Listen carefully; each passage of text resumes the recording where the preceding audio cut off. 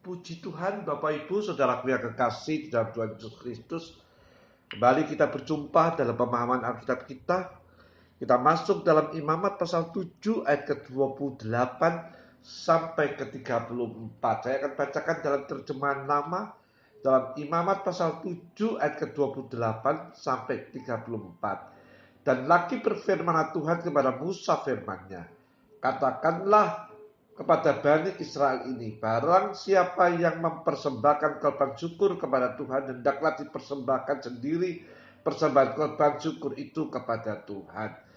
Dengan tangannya sendiri, hendaklah dibawanya daripada barang yang ditentukan akan korban api bagi Tuhan, yaitu lemaknya serta dengan dadanya hendaklah dibawanya, supaya ia itu ditimang-timang bagi korban timangan di hadapan hadirat Tuhan. Bagi imam itu akan membakar lemaknya di atas mezbah, tetapi dadanya menjadi bahagian Harun dan anak-anaknya.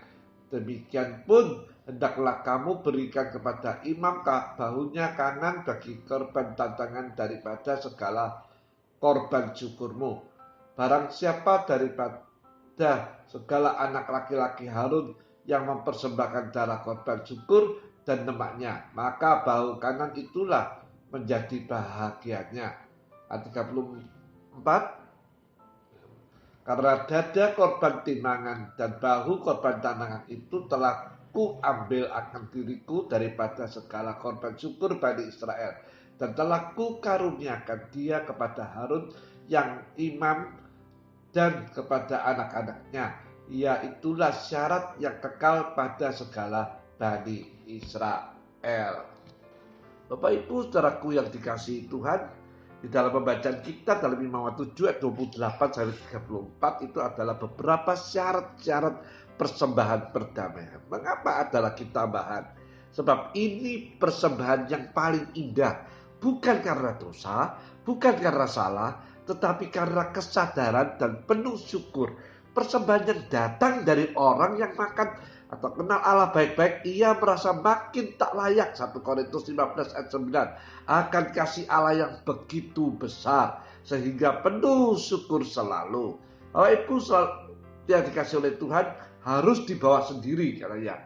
Ya, kita baca tadi harus dibawa sendiri, tidak boleh hanya mengirim hartanya, ya, maupun itu domba atau lembu dan lain-lain untuk menjadi korban. Tetapi orang yang tak ikut serta, mulut sendiri yang bersyukur, hati sendiri dengan segenap jiwa sendiri, bukan melalui orang lain. Masing-masing harus sadar, tiap-tiap mulut sendiri-sendiri harus memuji Tuhan. Dalam Mazmur 150 ayat ke-6, masing-masing harus sendiri ikut dalam korban perdamaian ini.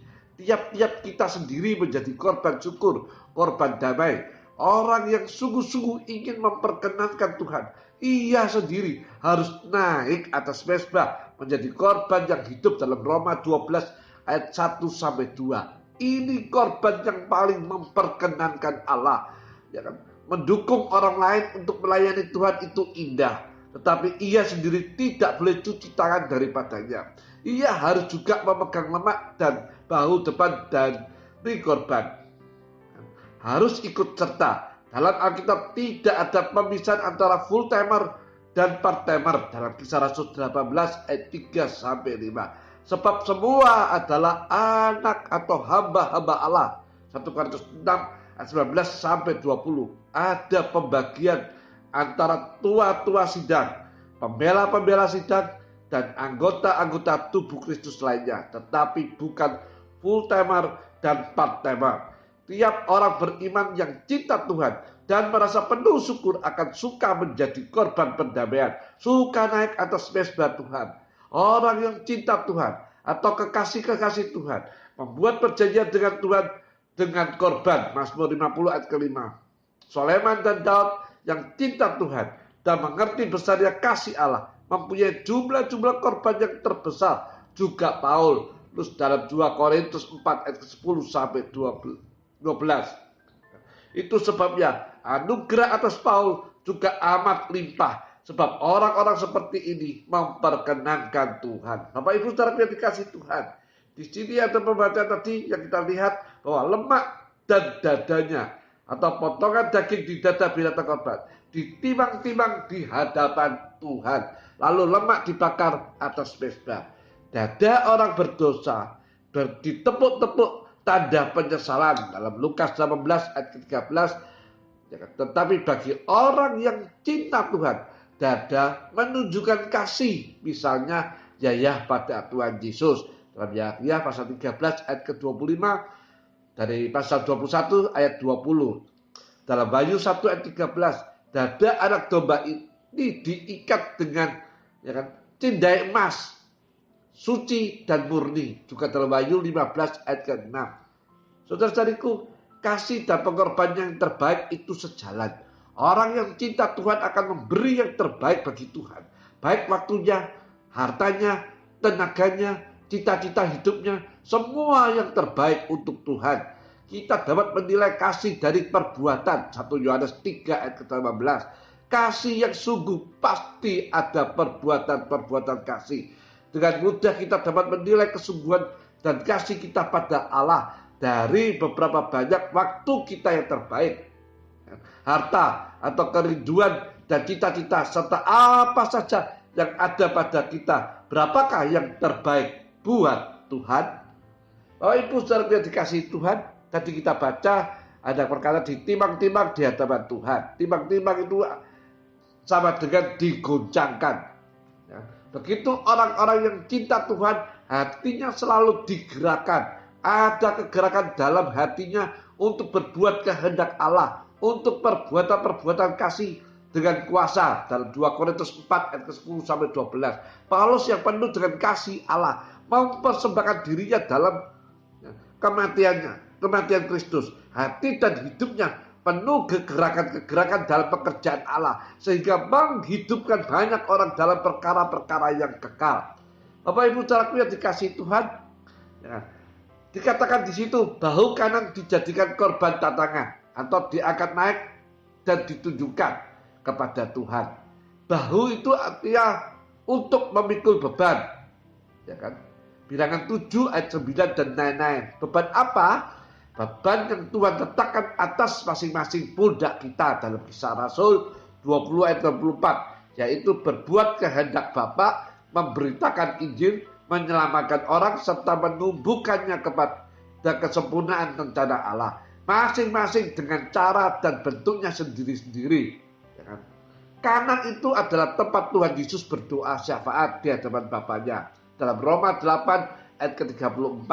Orang yang menanggung beban Tuhan, selain mengerjakan dengan cara-cara yang kelihatan, contohnya bersaksi, berbuat, menolong, menghibur, dan lain-lain cara atau usaha, harus menanggung pekerjaan itu di hadapan Allah dalam doa syafaat. Baru pekerjaan itu mencapai hasil-hasil yang besar. Sebab kita berdiri mendoakan di hadapan hadirat Tuhan. Hadirat Tuhan adalah kunci dari segala peperangan dalam medan pertempuran. Apa yang kita capai dalam hadirat anugerahnya, itu yang akan berlaku dalam medan pertempuran. Ingat, Keluaran 17 ayat 11, dan Yakub waktu hendak menjumpai Esau, kalau di hadapan Allah persoalan itu beres, maka dalam medan pertempuran pun beres dengan hasil yang indah-indah dari Tuhan.